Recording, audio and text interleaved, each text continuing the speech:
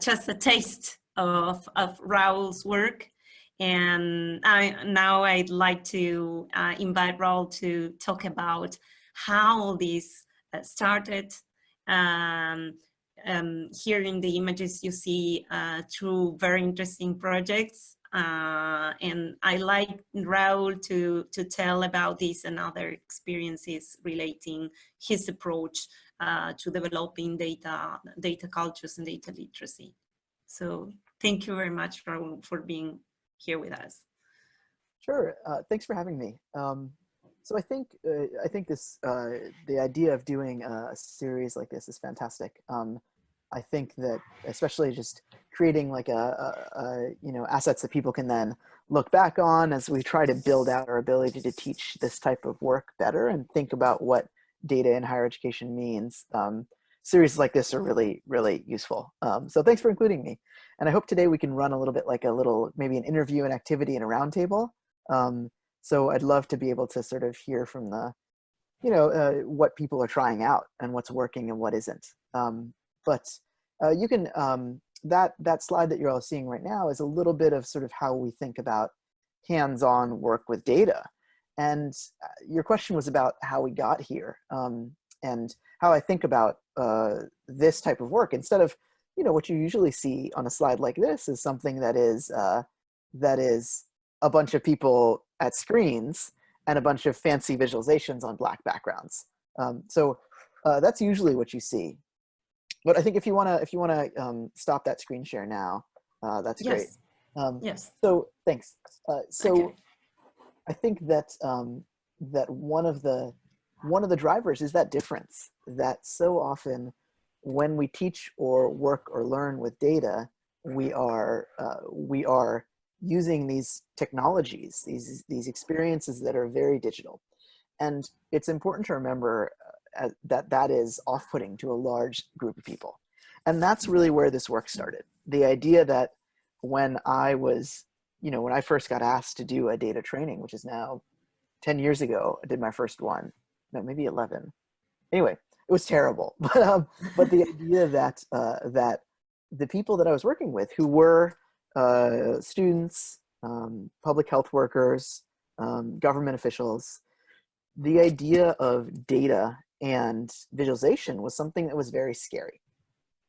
So the idea that you could work with numbers, that you could use them to sort of identify opportunities or barriers was something that was very intimidating. So you add technology to that mix, and it's even more intimidating, even for students that I teach at MIT that are very versatile with computers. The idea of using, they might not be Excel whizzes. These things can be big barriers. And I didn't want to just work more on what we use, an expression we use in the US, preaching to the choir, right? Like helping people that are already good at this. So how do you do that? How do you bridge from the people that the sort of information that you want to people that are, that don't feel like they can do it? And for me, that the magic ingredient in the formula was using the arts as a way to break down people's barriers, right? So if you want to get people engaged on something, offering some arts-based activity or some playful activity is a way to break down that barrier. And this speaks a lot to the pedagogy, right? The idea that when people are learning, this is sort of something I learned from one of my mentors, Edith Ackerman, who was a child development psychologist and worked with Piaget. The idea that when people are tinkering, when they're doing something playful, that they're willing to take more risks. And the analogy she always used was when you see a child on a playground, what are they doing? They're jumping in ways they don't in other settings. They're swinging a little harder. They're jumping off something a little higher, right? Because they're in a playful setting where they're like tinkering, they're trying things out. They're not worried as much as they would be in other settings. So how do we create playgrounds for people to work with data in educational settings is the framing that I took. And that led to pictures like you see there with people writing on the wall, playing with playful materials, things like that. So that's sort of a long answer to where it's got started, but those are sort of the grounding ideas that drive a lot of this work. That's really interesting, because that way you can engage people that would never think about working with data to do it. And this is what we need, actually, because we are living in a society with data is more and more around us. Just thinking about, for example, COVID-19 data visualization. And there was a question I asked to you, and you didn't want to spoil that until now. Why do you prefer not to work with the COVID-19 data? Yeah, I think that's a really great question, right? So right now we're in a time when the trend of data-driven decision-making in government especially, or in society at large, has been, you know, on the uptick. And suddenly we have this pandemic, right? And we're in an environment where we need information to help us make decisions.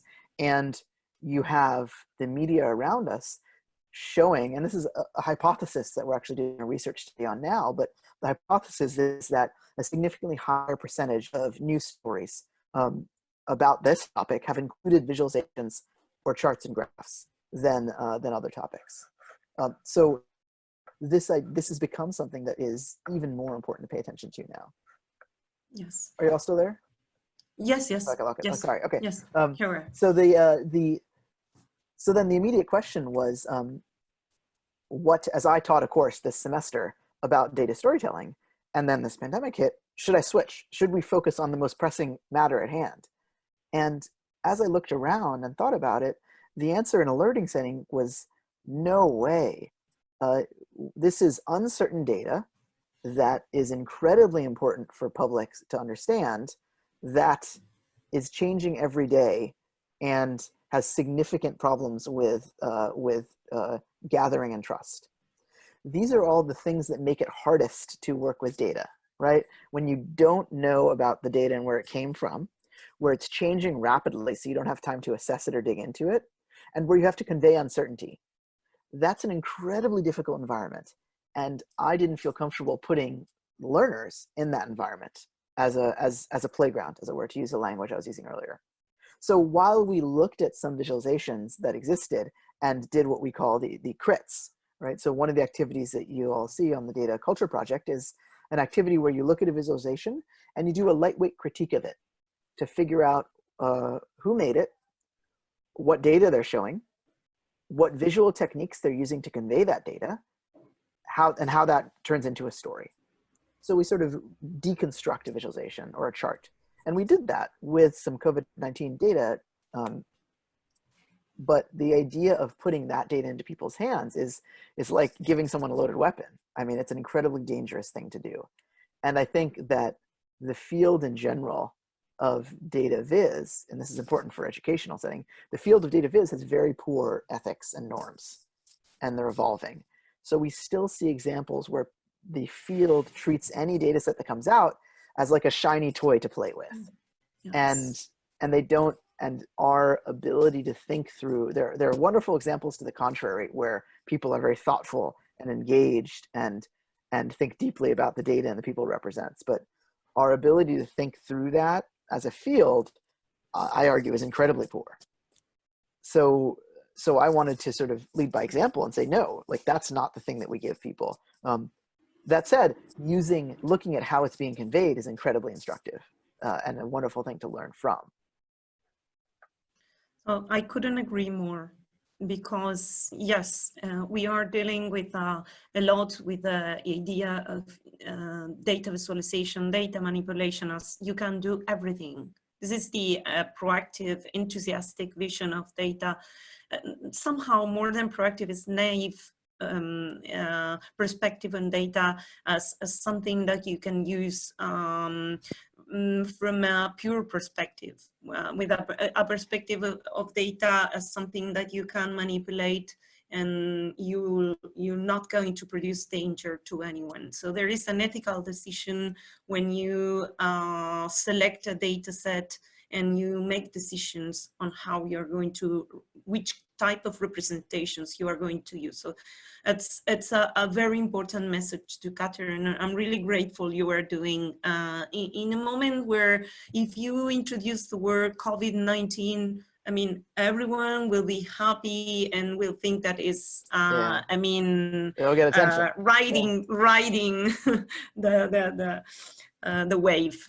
So Yeah. I think it's a very important consideration, Raul. But just to chime in there, I think this is also a field that doesn't have a good sense of history, right? So if you think about the history of data, particularly in education, right? What is data in education used for? Data in education is used to assess the ability of learners, right? From the instructor, those in power, to the learners, those that typically don't have power. So it's used to measure people and give them, like, to tell them when they're doing badly, right? Like, who likes getting grades? You know, like that's not a good experience. So if you zoom out from that and think about the history of data at a wider scale, the data practices that are most used now are things that originated with, you know, the Egyptians running a census to figure out how much forced labor they could use to build pyramids, right? I mean, this is not, this is not a history of egalitarian pro-social practices. And of course there's other examples, but I argue that the dominant history, and I won't be depressing and talk about all the other instances in history, but that history is really one about oppression more than one of empowerment. And I argue, only recently are we seeing more community-centered practices that center around data, that put data back in the hands, that put it in the hands of those that it is about, right? So if you think about all the hype around big data, what are the practices of big data that are normed? It's extractive, right? Just like it takes data from somewhere and takes it out.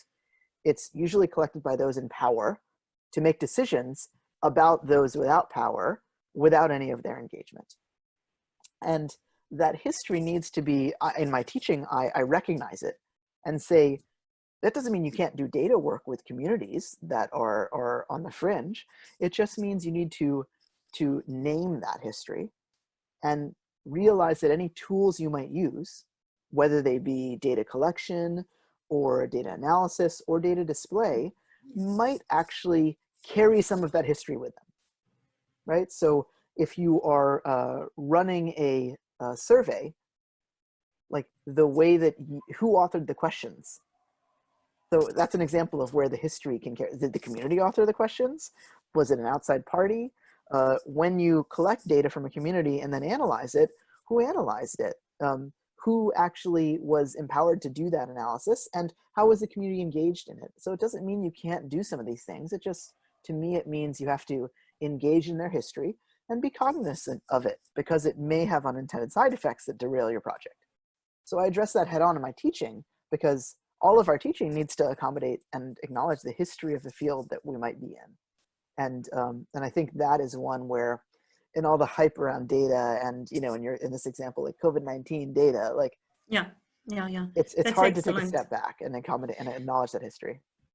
So I think it's, I mean, you did an incredible introductory, I mean, analysis of we are dealing with, and it would be really nice now to tap into the hands-on activities so that people understand how your conceptual approach is like linked to this, I mean, practices that help people to cultivate this approach to data, this critical approach to data. So what do you think? Should I share the QR codes or the links so that people know where, I mean, where to start? Yeah, why don't you do this? I can share in the chat. Why don't you drop the link in the chat, and then so what we're going to do next is switch. And I think doing like a demonstration for the archival purposes might also be smart. So if you drop that link in the chat, and then the thing we're going to do next actually requires you to have some materials around for those people that are here right now. So if you want to just look around your desk and grab any like materials you have, tape, paper, chalk, rubber bands, you know, boxes, whatever little materials you have, collect those. And then, Juliana, if you want to make me a presenter, then maybe I can switch to my other screen. Yes, sure. And, so there you and then go. I can also share the handout and talk through the handout too. There you are. Okay. You're the host now. Okay, great. So let me share, I'm going to share my screen really quickly. Let me find the right thing for that. Yeah, there it is. Meanwhile, I'm going to share the links to our, your handout and the Padlet. We are going to use both to address the work and to present, any eventual. We can use cameras if we want. Okay, yeah. So let me see. I'm going to share my screen and just talk through this handout. Yeah, sure. There it is. So we're going to use this quick little data handout. I think hopefully that's, do you see that handout now? Yes. Yeah, great. So this is just a little data sheet, and it's one of the ones we use for this activity. And it is a data sheet that shows, as you can see, data about ice cream we eat in the United States.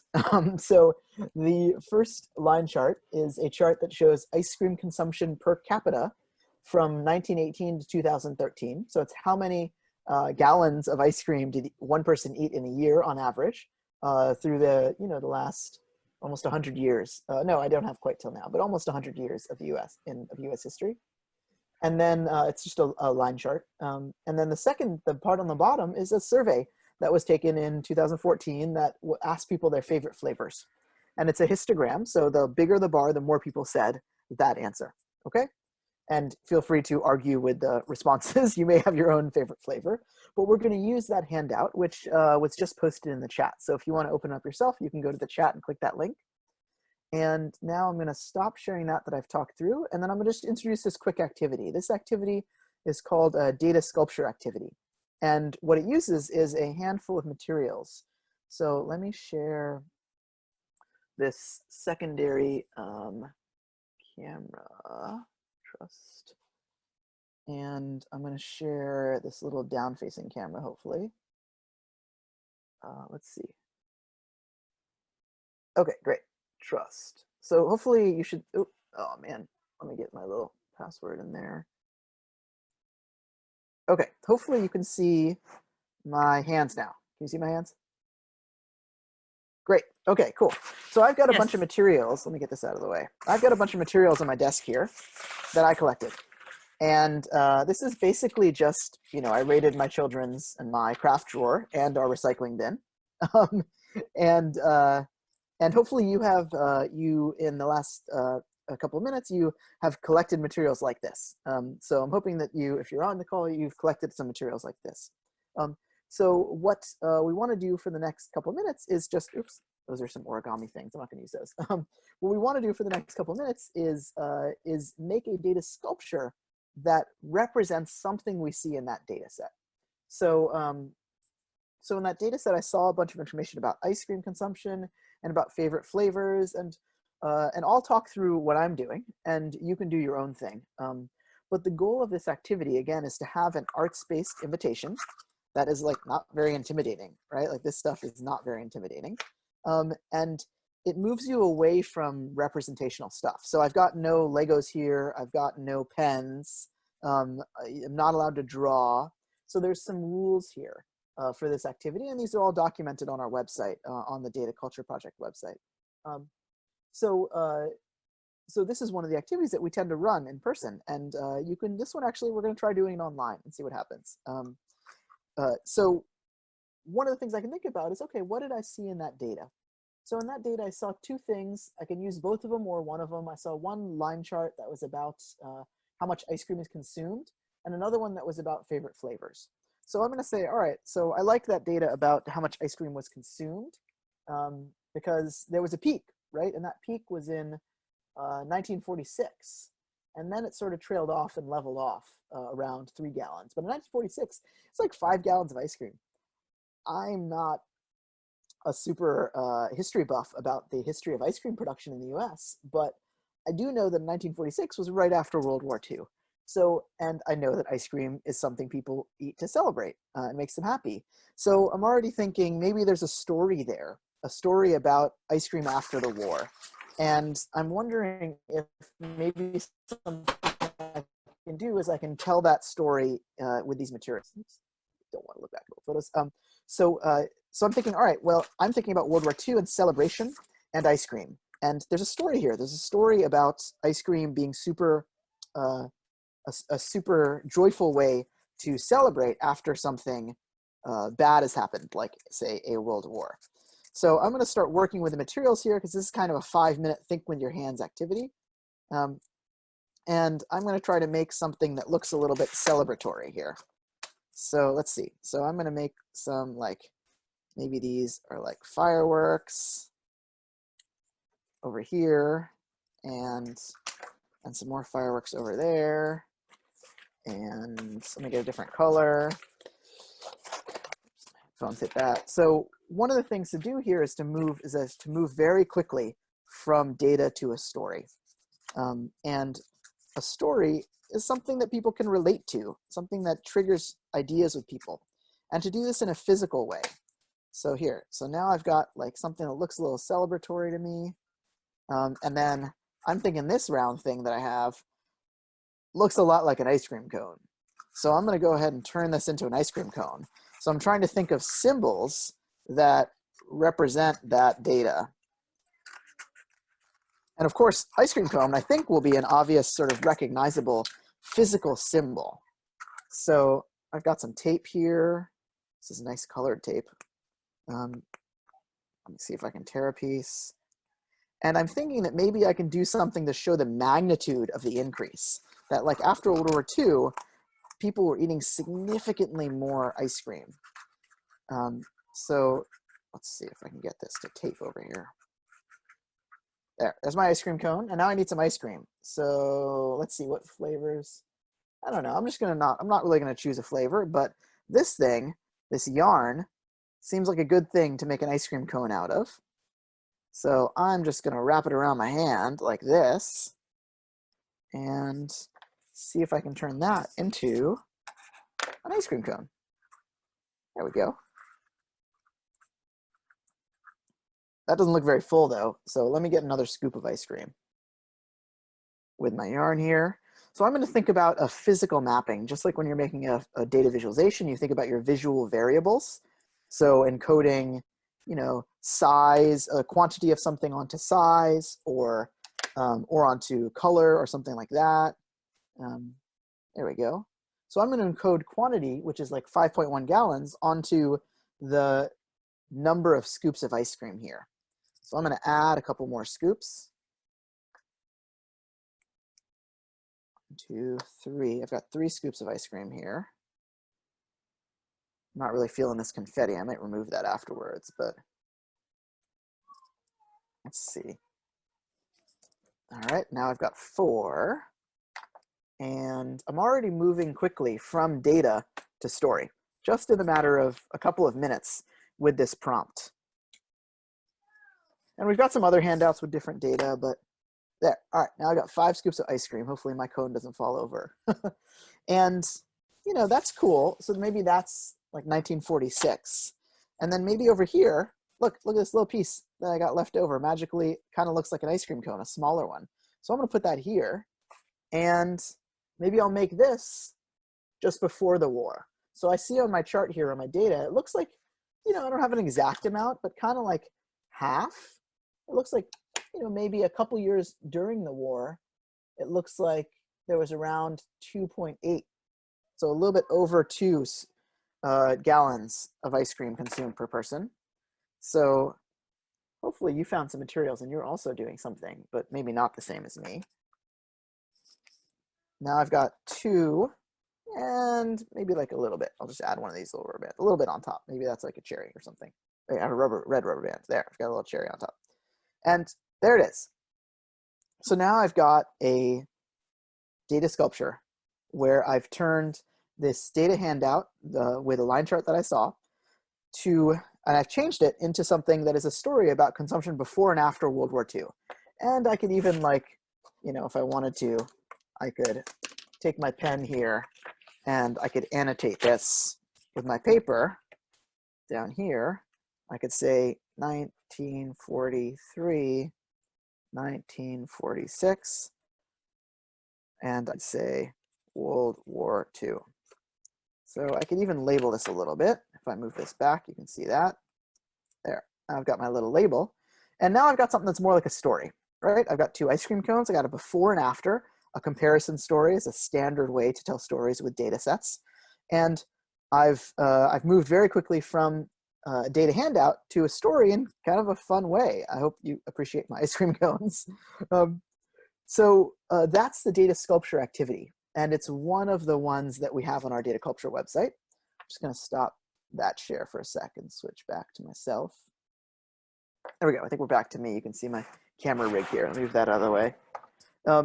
So that's the data sculpture activity. And the goal here is to move very quickly from data to a story in kind of a fun and playful way.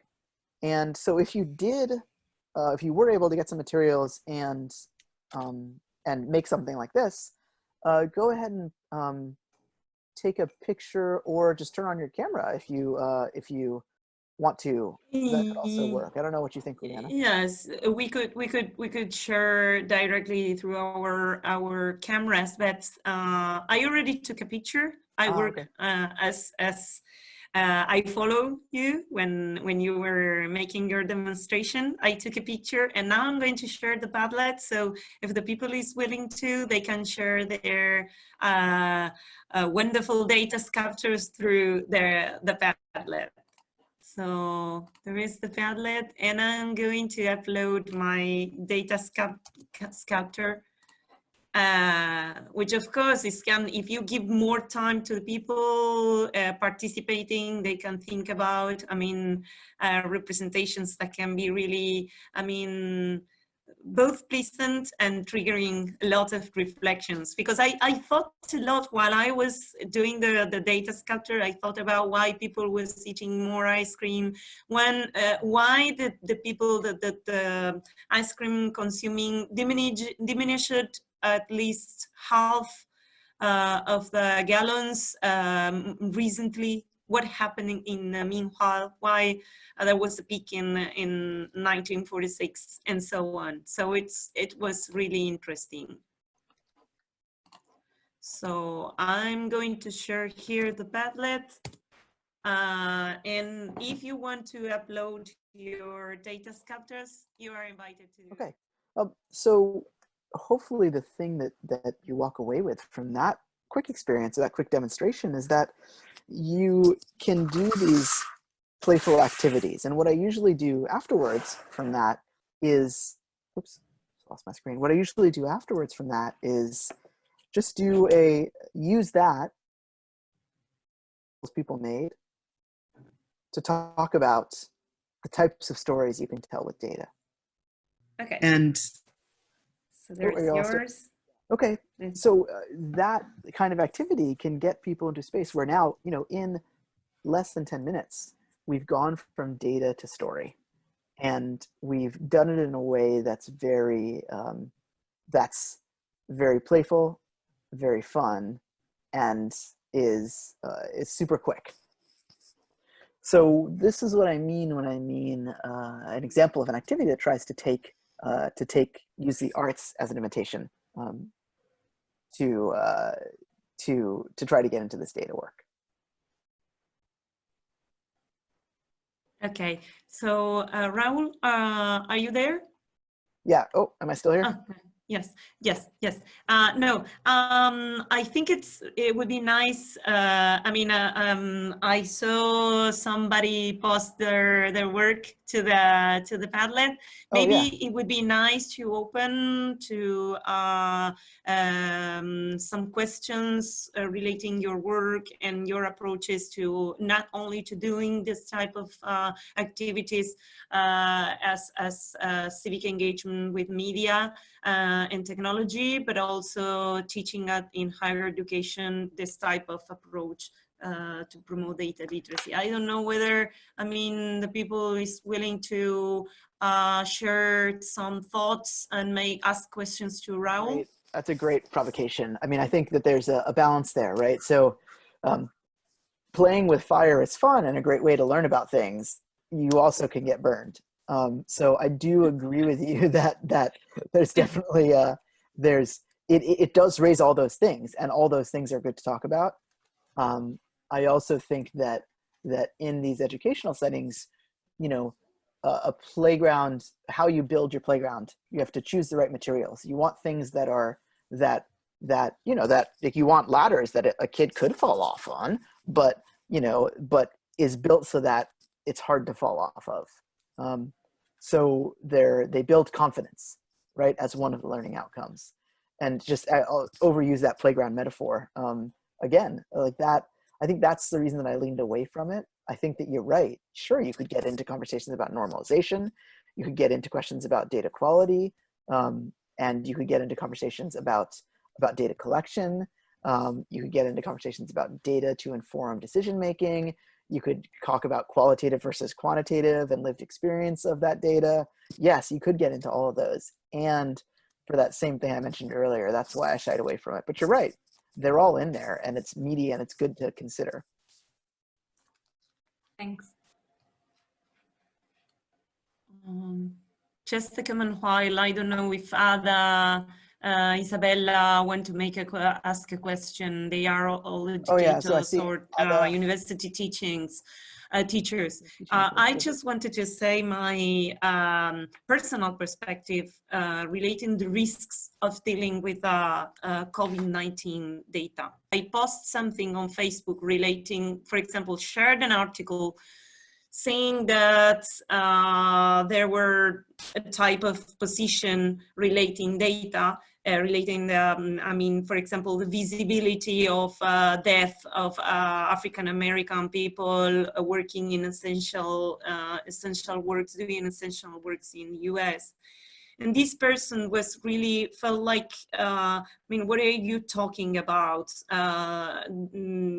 People is dying, no matter the class and the human conditions. These are the death of everyone. It's not only one type of people, it's all people.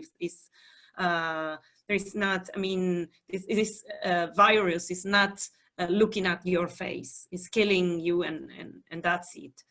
And we discovered, I mean, that we grew up in different cultural settings. So our positionings relating the same data were different. And it's a so critical and sensible issue that even if you are in front of the same data, you can argue about that. And it's really unpleasant and it's complicated. This is, I'm not saying, Isabella, because I mean, I think you are right in saying we need to engage with that type of data, but not right now, that when we are going through all the pain. I think this is the Raul position. I'm not convinced at all. I mean, I'm just thinking about, in the sense, I too think that we need to, at least revise our approaches to reading data. So and let's connect from there back to, I'm seeing some questions around about how that plays out in the classroom setting. So let's bridge back to there. I mean, I think one of the ways that for me that I started to tease that out in a way in the classroom setting is I run a studio course. The one I ran last semester is a studio style course. And that's actually, here I'll post, that's online. Excuse me, the syllabus is online on MIT's OpenCourseWare. So all those teaching materials are a resource. I just posted that in the chat. But the course basically runs a short module, that one, runs a short module that introduces going from data to a story. But then the bulk of the course, you know, 4/5 of it is practicing that. The students pick a data set from like a relatively clean data set, and they find a story to tell in that data set, and then they tell that story in some way. And each of the modules is a different technique. So one of the modules is that they have to use charts and graphs to tell that story in some way. And then the second one is maps. The third one is sculptures, like we just did. And the fourth one is something interactive where the people represent the data or interact with the data virtually or physically. And each of those, that's a storytelling course. And as we move through the semester, we start to integrate questions of who the audience is and what the goals of the story are. So those are critical because without strong audience and goal description, you have no criteria to make decisions about how you tell a story. So all of these activities that you might see on the data culture project, which here, I'll just share that as well. The activities you might see on the data culture project all of them are for different phases in the process of going from data to story, right? So an activity like data sculpture helps you quickly practice the idea of brainstorming, sketching, and thinking about what a story is and who might be interested in it. Activities like our paper spreadsheet, and this is all in collaboration, this work with Catherine Ignazio. So the paper spreadsheet is all about coming up with how you collect your data and think about it. Our activity, we have another activity about asking good questions, another activity about sketching a story on paper, which is about analyzing data. Another one is about making word webs, which is about like how you come up with visual language to tell your story. And then the last one is an activity called Convince Me, where you try out your story with different audiences to see how they'd react in a sort of in a simulation style setting. So each of these activities try to fill a different piece in that process of going from data to story, however you model it. And there's lots of different ways to model it. So for me, that's how I think about how hands-on or participatory approaches express in classroom settings or in learning settings. And what we're doing now is thinking about, we had already started thinking about how some of these work online or don't work. And now we're trying to build more support with, as we mentioned earlier in this chat, we don't know what the fall will look like at many universities around the world.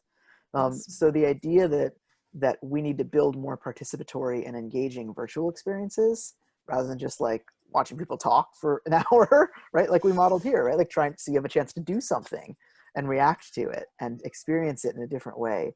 We're trying to figure out new ways to do that, and bringing some of these activities, what they might look like online, is a way to play with that. So that's just sort of a little bit about how I think concretely about how this expresses in a classroom setting. With that course is one example. I do other teaching, of course, but that course I think is one particularly relevant example because it is a data storytelling course. It's not a data analysis course. It's not a data visualization course. It is about story and how you pick and tell the right story to a particular audience to achieve a certain goal. And in that course, the audience could be anything from policymakers to pass some, with a goal of passing some policy, to an audience of children to educate them to get inspired about doing something.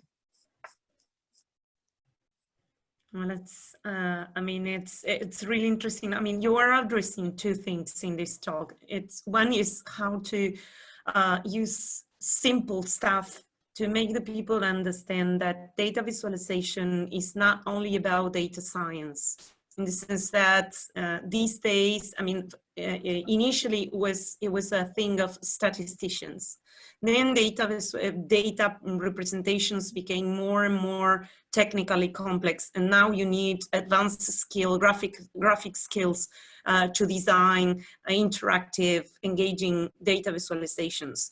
But this is above all a communicated process that is built upon the people understanding of the quantification of the reality embedded into our narratives, daily narratives. So this is because with these simple activities can bring, and you show it us in a practical way, and I'm really grateful about that, not an academic lesson, the way this can be delivered to primary school kids, to adults with a low literacy levels.